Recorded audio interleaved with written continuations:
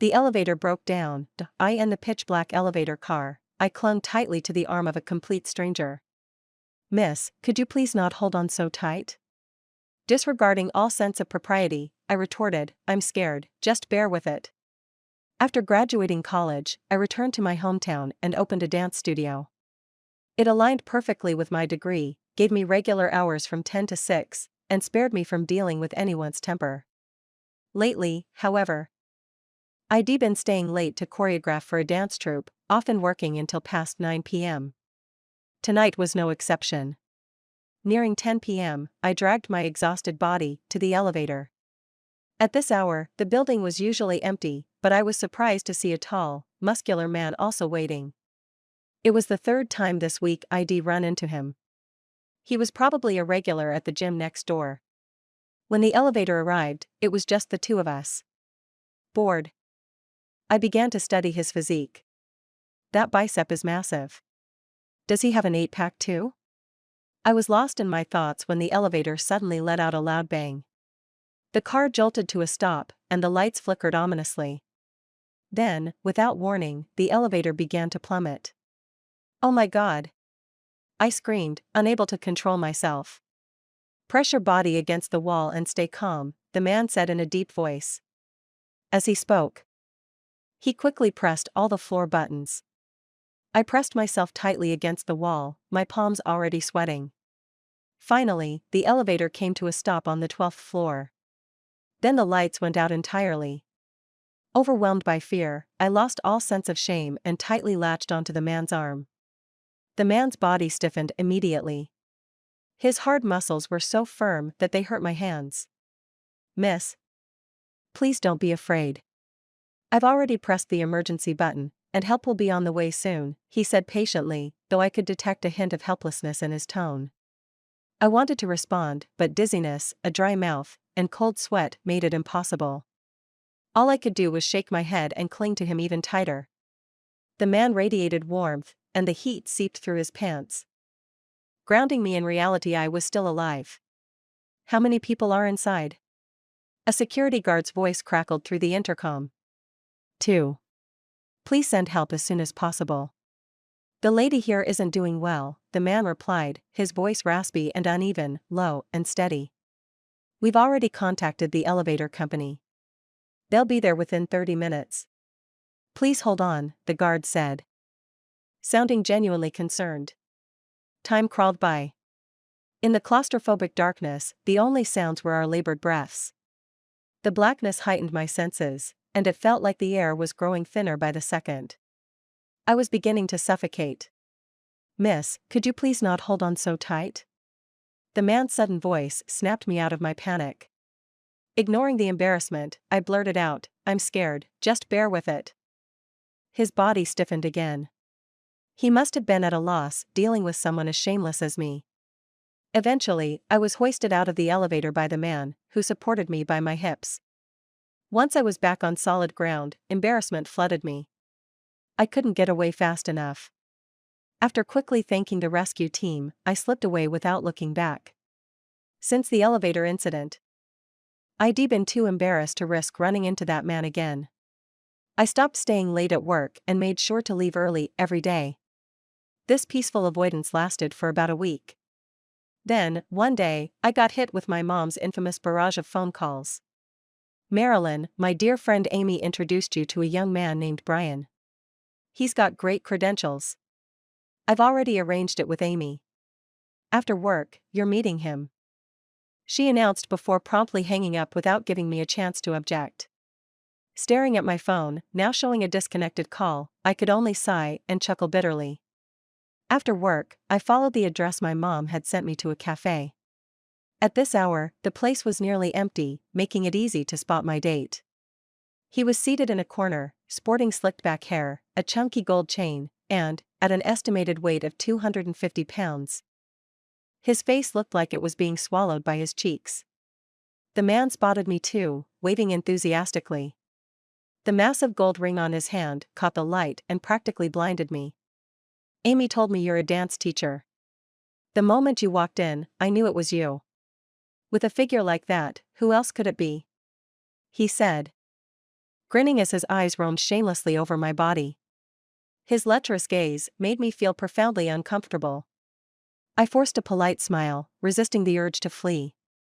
"I own 8 properties," he began, his tone full of self-importance. "Once we're married, you won't need to teach anymore. You can be a full-time housewife, we're not short on money. My mom wants grandkids soon, so let's aim for 2 kids within 3 years. And, of course, you'll need to be respectful and take good care of my parents. We'll all be living together." He droned on endlessly, my patience wearing thinner with each word. "Sorry, but I don't think we're a good match. I'm not planning to have kids anytime soon," I said, doing my best to remain calm, despite my growing urge to storm out. "Don't think I don't know what girls who dance are like, always acting all slutty in private. You should be grateful I'm even willing to marry you. Don't you dare act ungrateful," he sneered, his tone dripping with disdain. My composure snapped. I grabbed the coffee on the table and flung it in his face. "If you can't speak decently, shut up. I don't tolerate trash spewing filth at me. You bitch. How dare you throw coffee at me?" he roared, raising a hand as if to strike me. But before his hand could come down, it was caught midair by another, much stronger one. "And who the hell are you?" Ow. Let go," he cried, his face flushing bright red in pain.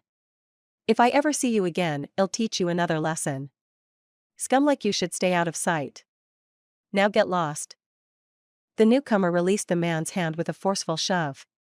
The man glared, raising a fist to retaliate, but hesitated when he got a full view of his opponent's towering frame.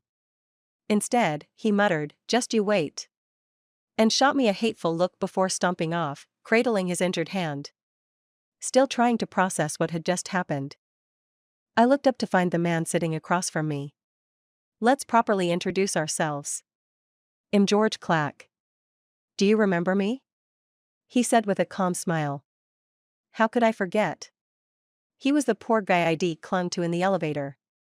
What kind of twisted fate was this, for him to witness my disastrous blind date of all things? I'm Marilyn Collin. Thank you for stepping in and helping me out just now.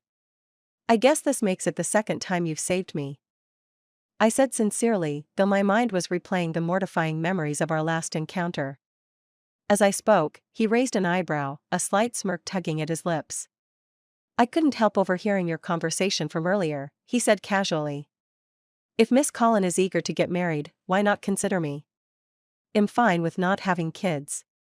Besides, I fully support women pursuing their careers instead of being tied down by family obligations." Hearing George's words, I snapped my head up in surprise. This twist was so abrupt even a TV drama wouldn't dare write it. The man in front of me had sharp, handsome features, a clean-cut jawline, and a pair of gold-rimmed glasses resting on his high-nose bridge. His warm, earnest gaze made my heart inexplicably skip a beat. "Why?" I asked cautiously. "If I must give a reason, I have a good impression of you, Miss Collin. Plus, my family's been urging me to settle down.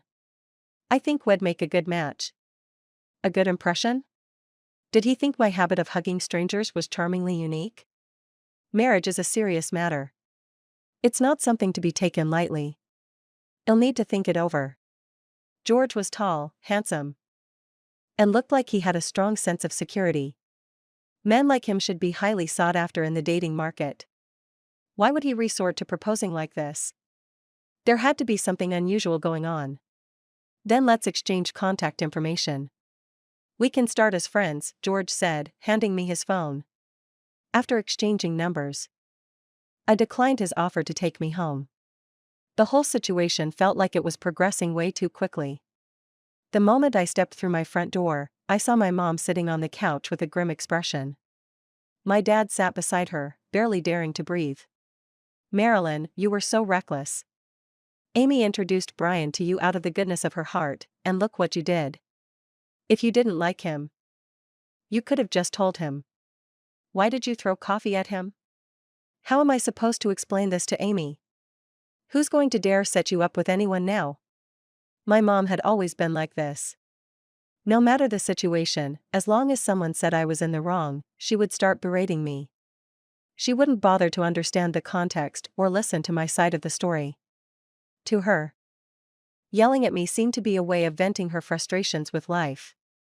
She always reminded me that if it weren't for getting pregnant with me, she wouldn't have married my loser of a dad. She could have chosen to abort me.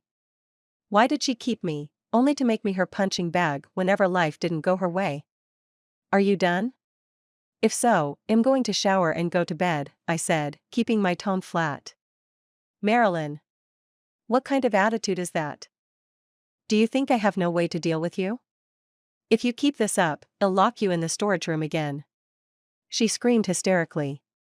The mention of the storage room made me involuntarily shudder, as waves of painful memories crashed over me. I remembered when I was in first grade. I couldn't get used to the school lunches and sometimes left food uneaten. My teacher casually mentioned it to my mom, and she flew into a rage. She scolded me for being picky, saying I might as well not eat at all, and locked me in the storage room to reflect. No matter how much I cried or begged, she refused to let me out. The dark, suffocating storage room was like a bottomless abyss, swallowing me whole. That incident left me terrified of dark, enclosed spaces, and my mom took full advantage of it. Anytime I didn't do as she pleased, she would threaten me with the storage room. My claustrophobia started from those experiences. She had promised me that if I moved back home, if I stayed close to her, she wouldn't control me like before and would give me the freedom I wanted. Why had it only been a few months, and she was already back to her old ways? Years of her parenting had conditioned me to brainwash myself constantly. I kept telling myself that she only acted this way because she loved me. I needed to understand her. I needed to be more considerate. Now, I can no longer lie to myself. My mom's terrifying need for control wouldn't ease as I grew older, it would only worsen. I needed to escape this life. I needed to escape this house. Lost in thought. My phone buzzed with a message from George, asking if I had made it home safely. On an impulse, I thought of what he had said to me earlier that afternoon. Without overthinking it, I texted him back, I've made up my mind. Let's get married. As I stared at the chat window between us, my heart raced with nerves. This was my boldest decision since the elevator incident. My second time throwing caution to the wind. I was not a brave person. I had always lived within my comfort zone, never daring to cross the invisible lines I'd drawn for myself. In college, there had been no shortage of guys pursuing me. My roommates had all paired off, yet I clung stubbornly to the idea of only dating if it led to marriage. As a result, I spent 4 years single. And now, here I was, agreeing to marry a man I'd only met a handful of times. It was, without a doubt, the most rebellious thing I'd ever done. I knew this decision was impulsive, even reckless, but George seemed like a decent person to marry. Whether or not he had money, I didn't know. But at least he was handsome. A while later, George sent over his financial statements and a detailed resume, offering to answer any questions I might have. I couldn't help but laugh at how silly the gesture was, especially coming from someone with such a tough, cocky exterior. It turns out George owned his own company. He had opened the gym next door to my studio purely out of a love for fitness. After work, he and a few friends would occasionally train there. No wonder I'd always felt like the gym's business seemed a little too quiet. A month later, I brought George home to meet my parents. I expected my mom to oppose the idea vehemently, but to my surprise, George effortlessly won her over. She was beyond pleased, showering him with praise and approval at every turn. Life settled into a steady rhythm. George took care of me with meticulous attention to detail. From driving me to and from work to making time during his day to eat meals together. He made sure I felt cherished. He treated other women with polite detachment, but the moment he saw me, he turned into a proud peacock, doing everything he could to hold my attention. The way he treated me made me feel like I was his most treasured possession, someone he deeply loved. Sometimes, I couldn't help but wonder why he acted this way.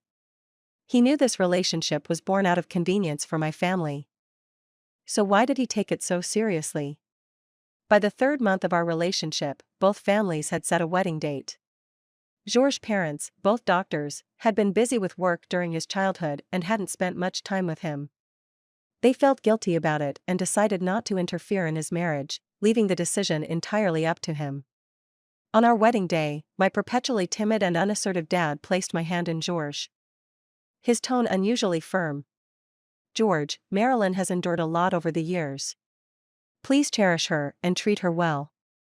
I may not be much, but I will never let anyone mistreat my daughter." His words made my nose sting, and tears welled up in my eyes. For years, I had understood my dad's helplessness, but also resented his complacency. In that moment, I forgave him.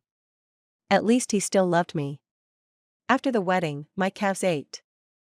And I was starving to the point of dizziness. Getting married was exhausting. George noticed how worn out I looked and smiled gently. "You didn't eat much earlier. Let me make you something." Embarrassed, I hesitated. "It's so late already. Maybe you shouldn't bother." "It's no trouble. I'll have something ready in no time," he said, heading to the kitchen. When I'd finally eaten my fill, I found George freshly showered and lying on the bed, waiting for me. Although it was my first night, I knew exactly what lay ahead. I avoided George's gaze, my face burning like it was on fire. "You should go to sleep first." "It'll take a while," I mumbled. George casually responded with an "all right," but the intensity of his gaze was impossible to ignore. I spent nearly an hour dawdling in the bathroom, trying to calm my nerves. When I finally emerged, I saw that George had already gone to bed. A wave of relief washed over me. To be honest, I wasn't mentally prepared yet. I carefully climbed into bed and turned off the light. Just as I started to relax, George's hand found its way to my waist. "I thought you were asleep," I whispered. "How could I sleep without you here?" His voice was low and husky as he pulled me into his arms. His warm breath tickled my ear, making me squirm slightly. But his grip on my waist only tightened. My whole body felt like it was on fire. Trying to steady my trembling voice, I said, "I'm really tired today. Let's just rest, okay?" A deep, muffled laugh came from behind me. "Why so shy? You weren't hesitating at all when you clung to me in the elevator. Marilyn, my darling, have a little mercy on me." What followed felt like being tossed in a boundless sea, with waves carrying me up and crashing me down. Every time I thought I was about to drown, George seemed to breathe life back into me. Sweat covered my body, drying only to be replaced by another layer. I had no idea how I finally fell asleep. My last thought before exhaustion overtook me was that George had way too much stamina. The next morning, I woke up sore all over. My waist ached, and my legs felt like lead. George, on the other hand, looked refreshed as he stood by the bed with breakfast ready. I propped myself up, groaning softly from the pain. "Darling, I'm sorry. I got carried away last night." "It'll be gentler tonight," George said apologetically, though a flicker of dark amusement danced in his eyes. "Tonight? Again?" I was momentarily speechless. Although someone had worn me out completely, his cooking managed to soothe some of my grievances. It seemed my stomach had already been thoroughly won over by George. On the third day of our marriage, I returned to my parents' house for dinner. George brought a mountain of gifts for them, but I wasn't particularly looking forward to the evening.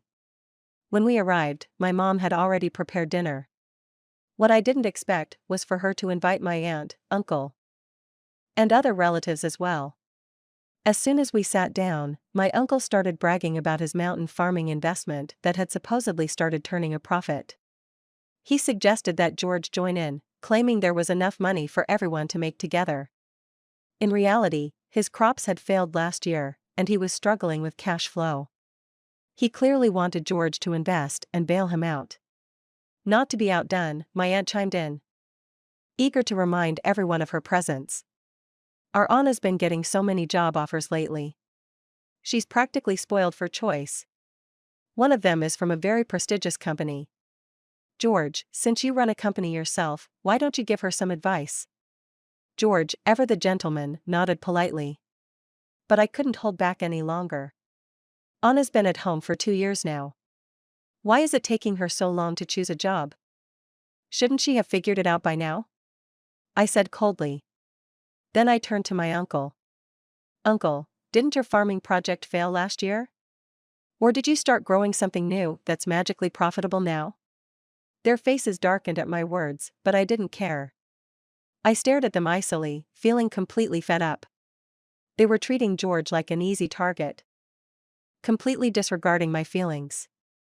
My uncle wanted a scapegoat to share his financial burden, while my aunt clearly hoped to shove my cousin into George's company to earn a cushy salary. These people had been leeching off my family for years, and now they wanted to latch onto George as well.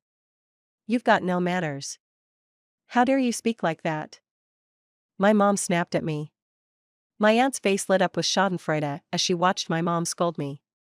For years, she had fueled my mom's insecurities, especially when my academic achievements outshone her daughter Anna's.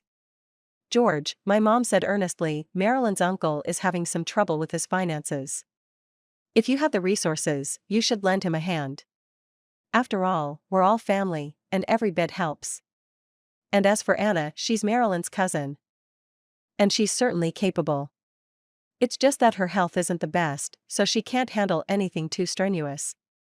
Why not give her an easier position at your company? It'd be a small thing for you, and I know you'd manage it well. I couldn't hold back anymore. Slamming my chopsticks on the table, I stared directly at my mom. Mom, if I'm not mistaken, this is my first visit home since I got married, isn't it? I thought, at the very least, you'd say a few kind words to make me feel welcome. But instead, tonight has been nothing but disappointment. Did I marry George just to provide for you all? Ever since I can remember, you've prioritized Uncle and treated Anna better than your own daughter. It's like Dad and I are outsiders in this family. When times were hard, you tightened our belts, but for them, you were always ready to help. No matter the cost. If you're so eager to sacrifice yourself and your family for them, I can't stop you.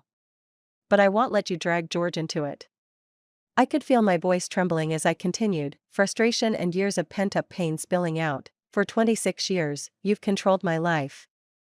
Everything had to be done your way, and if I didn't comply, you locked me in the storage room.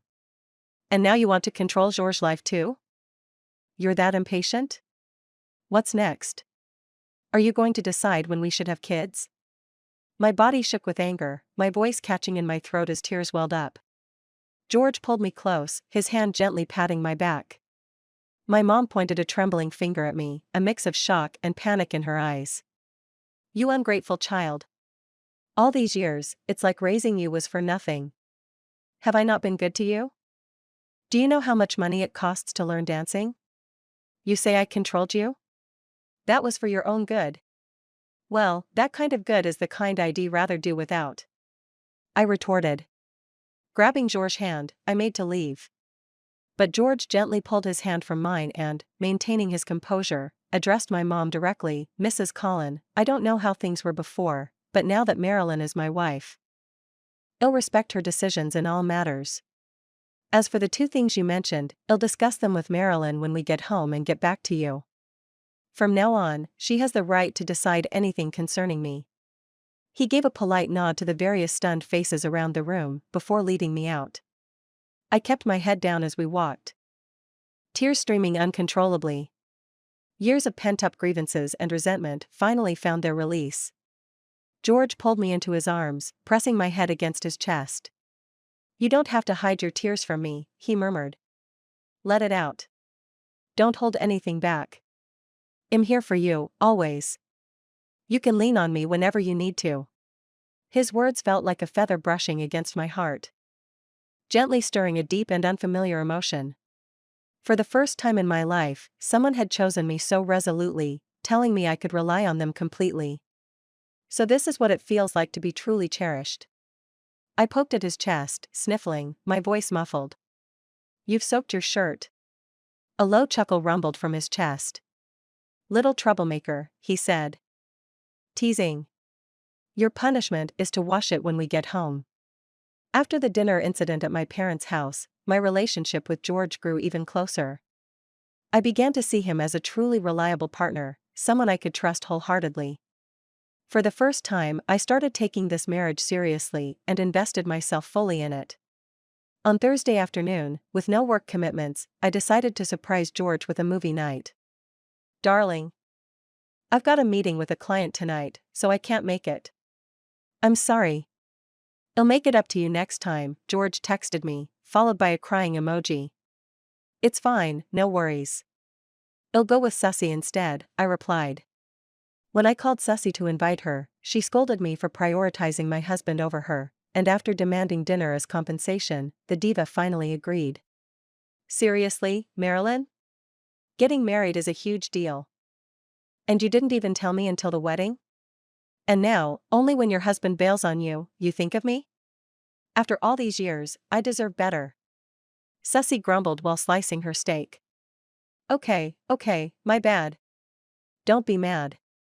Tonight's on me, eat and drink to your heart's content," I said, shaking her arm and pleading for forgiveness. "Wait a second, isn't that your muscle-bound husband over there?" Sussy said, gesturing toward the door with her chin. I followed her gaze and saw George walking toward a window seat with a tall, stunning woman with long hair. It looked like George glanced in my direction, and I instinctively ducked my head, not wanting him to see me. "Didn't he say he had a meeting with a client?" "Doesn't seem like business to me," Sussy commented, her lips curling in skepticism. "You rushed into this marriage without really knowing each other. Don't blame me if I'm the one reminding you stay vigilant," she added. I nodded absent-mindedly, my mind a tangled mess. Deep down, I didn't want to believe George was the kind of man who'd betray me. But watching them laugh and talk so comfortably, doubt began to creep in. The rest of the dinner passed tastelessly. Sussy, seeing how preoccupied I was, sighed and shook her head. "My dear Marilyn, there's nothing a night of drinking can't fix. You've been the good girl for way too long, it's time to let loose. Come on, big sis will take you clubbing." Without giving me a chance to protest, Sussy dragged me off to a nightclub. The deafening music inside made me immediately uncomfortable. I tugged at Susie's arm, signaling that I wanted to leave. But she pulled me along with surprising strength, leading us to a booth. She ordered a few bottles of liquor from the bartender and grinned mischievously. "Tonight, we're not leaving until we're drunk. It's been ages since we've partied like this, so don't be a buzzkill," Sussy declared, raising her bottle in a toast before taking a big swig. I lost track of how many bottles we'd gone through. My vision blurred. And I was seeing double. Sussy was dancing enthusiastically in the middle of the floor, completely ignoring me no matter how loudly I called for her. I wanted to ask her to go home, but as soon as I stood up, the dizziness hit hard. My legs were like jelly, and I couldn't walk at all. My phone vibrated repeatedly. It was George calling. Feeling irritated, I declined the call. He called again. I hung up. He called again. And I hung up again. After a few more rounds, the phone finally went silent. "Hey there, beautiful. Why are you sitting here all alone? How about I join you for a drink?" I turned to see a sleazy-looking man sliding into the seat next to me. He leaned closer, trying to drape an arm over my shoulder. "Don't touch me. My husband's coming to get me any minute," I snapped, batting his hand away. "Your husband's not here yet. Though. Let's have a drink while we wait," he said, grinning as he lifted a bottle and leaned in uncomfortably close. The nauseating stench of alcohol, mixed with his foul breath, nearly made me vomit on the spot. I pushed at him with all my strength, but I was too weak. Tears of frustration welled up in my eyes as I struggled against him. Suddenly, Sussy smashed a beer bottle over the man's head. "What do you think you're doing? Harassing my friend? You must have a death wish," she yelled, her neck stiff with rage. The sleazy man, stunned for a moment by the blow, quickly recovered and flew into a rage. He raised a fist, ready to strike Sussy. Terrified that she'd get hurt, I immediately called the police. In the end, we were all taken to the police station. It was my first time dealing with such a situation, and I felt completely at a loss. I had no choice but to call George. When I finished giving my statement and came out, I saw George pacing back and forth in the lobby, his brows tightly furrowed. His hair was messy, and the hem of his shirt was untucked, clear signs that he had rushed over in a hurry. "Are you okay?"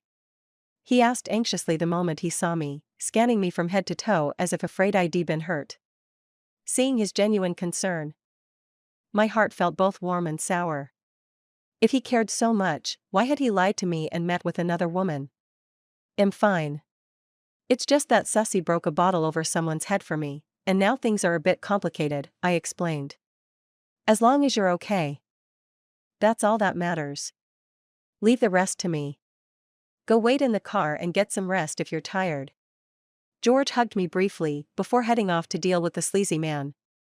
By the time George had resolved the matter and dropped Sussy off at her house, it was already 3 a.m. On the way home, I kept glancing at George, hesitant to speak. I wanted to ask about his relationship with that woman, but feared hearing an answer that would shatter me. I craved the warmth George had given me, and I had started to fall for him. I didn't want the hope I'd just found in life to turn into despair. I caused you trouble again tonight. It feels like every time something happens, I always need you to help me out. I'm really useless, I said, breaking the silence. You're my darling, George said, his tone gentle yet firm. How could you call that causing trouble? And don't ever say you're useless. To me, you're one of a kind, the best there is. He glanced at me with a serious expression, then reached over to ruffle my hair. But next time, don't ignore my calls. It makes me worry. I looked at George's reflection in the car window. His bangs were tousled by the wind, and his right hand tightly gripped mine. In that moment, I decided not to ask anything. The care and tenderness he showed me were too precious to ruin. Let it be, I thought. Even though I resolved not to bring it up, a lingering doubt remained in my heart. I couldn't treat George with the same complete trust as before. Meanwhile, George seemed even more attentive than before. During the day, he was the perfect gentleman, chatting and eating with me as if nothing had changed. But at night, he transformed into a ravenous wolf, leaving me breathless and pleading for mercy. Just as I thought life would continue peacefully, I stumbled upon George with that same woman again. This time, I was browsing for books when I saw them sitting by the window in the bookstore. The woman was pointing at something in a book, explaining it to George, who nodded attentively. Their heads were close together, their body language unusually intimate. I quickly turned away, unwilling to see more. At that moment, all I wanted was to escape. But as I moved, the hem of my skirt got caught on a magazine rack near the bookshelf. I tugged, but it wouldn't come loose. With a sudden, forceful yank, the skirt finally came free, sending the entire rack crashing to the floor. Books and magazines scattered everywhere, mirroring the chaos inside me. George noticed the commotion and hurried over to help me up. Marilyn, what are you doing here? He asked. I smoothed down my skirt, forcing a smile onto my face. Didn't you say you were interested in psychology books last time? I came to see if they had any. And you? This is? I asked, my gaze shifting to the beautiful woman standing behind George. Hi. I'm Selena, George's college classmate, she said, flashing me a warm smile. No wonder George has been keeping you hidden. A gorgeous treasure like you should definitely be kept at home for private admiration. Selena playfully winked at me. Her words brought a flush to my cheeks, and I couldn't help but feel shy. Selena, don't even think about it. My treasure is off limits, George said, standing protectively in front of me like a loyal guard dog. I was taken aback. What was going on? Were they not the kind of relationship I'd been imagining? Relax, I was just joking. I'll leave you two lovebirds alone. Call me if you need anything, Selena said, tossing her hair before strutting off confidently. Got anything you want to explain to me? I asked, crossing my arms and tilting my head to look at George.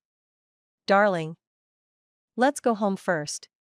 I'll explain everything in detail when we're back, George said, looking at me with the most pitiful, puppy dog expression.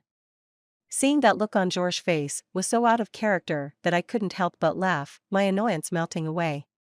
Once we were home, George explained everything. And I finally realized how big a misunderstanding I'd created and how much time I'd wasted worrying over nothing. It turned out Selena had majored in psychology in college and was now a practicing therapist. When George learned about my claustrophobia, he didn't want to bring up painful memories for me, hoping to help me gradually overcome my fear. He sought Selena's advice and even accompanied her to the bookstore to pick up some professional psychology books for self-study. Selena had suggested multiple times that George bring me to meet her for a session, saying it would be more effective. But George, ever possessive, had refused, joking that Selena might fall for me. "My treasure is too beautiful, too kind, to be introduced to Selena," George said as he buried his face in my neck, his scruffy stubble tickling me until I couldn't stop laughing and begging for mercy. We ended up tangled on the sofa, laughing and teasing each other. George gently turned me to face him, his eyes full of unguarded affection as he gazed at me. "Darling, I don't want you trapped in the past anymore. I hate seeing you wake up in the middle of the night from nightmares. Let's find time to talk to your mom. I want to help you walk out of that dark, closed-off storage room forever," he said. The evening sunlight poured through the window, catching on George's thick lashes and warming my heart. George's love for me was intense yet tender, so straightforward and genuine that it seeped into my soul little by little. I never thought I could be wrapped in such meticulous, comforting love that gave me the courage to face my fears and believe that I was worthy and deserving of it. "George," I said, my voice soft but resolute, "for the rest of our lives, let's never fail each other. Let's walk this journey together."